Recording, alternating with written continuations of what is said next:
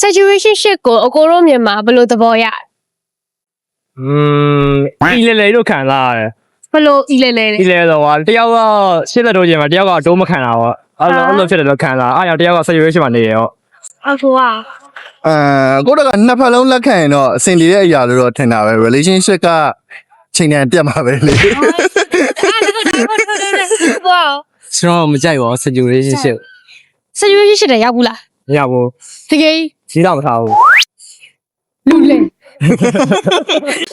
အကို situation shit တဲ့ရောက်ဘူးလား ခဏနှစ်ယောက်တော့လောက်ရှိပြီထင်တာပဲ situation shit တဲ့ကဘယ်လိုရုံးထွက်ခဲ့တယ်အဲ့တော့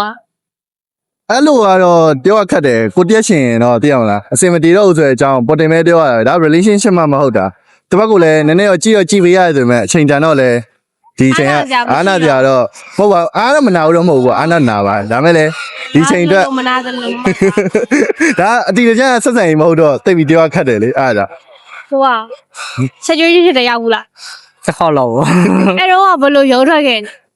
လိုပါပဲရှင်းနေတာနဲ့ပေါ့ ပြေကိုပြန်ရှာခြင်းလဲလို့ရမြင်မှာရှုံးနေတဲ့သူအတွက်အချိန်တွေကုန်လုံးသေးလဲလက်ကိုငါမဖြစ်ချင်နဲ့ဘယ်သူလုံးနေလဲမတွေ့ကြလို့ငါတို့တဲ့ခွဲဖို့ပျော်လေးပဲ